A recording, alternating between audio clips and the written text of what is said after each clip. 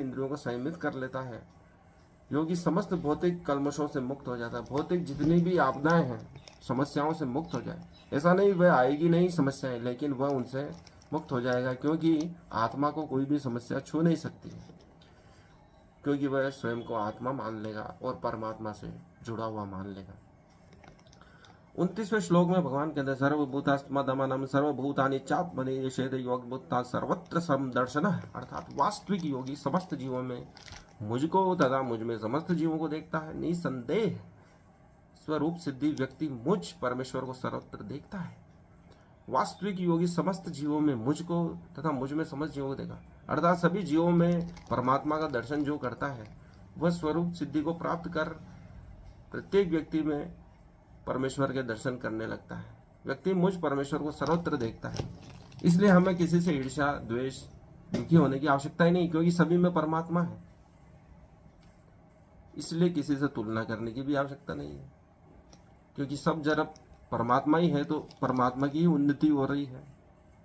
सब तरफ परमात्मा ही लीला कर रहा है।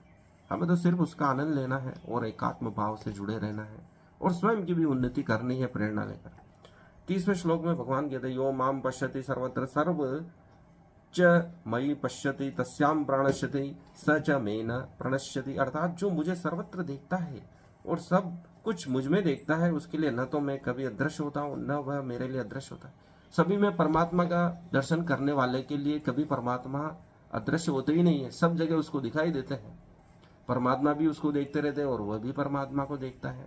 ऐसा भगवान इस श्लोक में कह रहे हैं। 30वें श्लोक में 31वें श्लोक में भगवान कहते हैं, सर्वभूतश्चेत यो मम भजते माम स्थिते सर्वथा सर्व वर्तमानोपि स योगी मयि वर्तते। अर्थात जो योगी मुझे तथा परमात्मा को अभिन्न जानते हुए परमात्मा की भक्ति पूर्वक सेवा करता है, वह हर प्रकार से मुझ में स्थित रहता है। जो योगी मुझे तथा परमात्मा को अभिन्न जानते हुए परमात्मा की भक्ति पूर्वक सेवा करता है, जो योगी मुझे तथा परमात्मा को अभिन्न जानते हुए, अर्थात स्वयं और परमात्मा अलग नहीं, ऐसा नहीं जानता है, जो जान लेता है कि दोनों एक ही है, वह सदैव मुझ में स्थित रहता है, अर्थात परमात्मा में ही स्थित रहकर कार्य करता रहता है और शांत अवस्था में भी परमात्मा में ही स्वयं को लीन मानता है।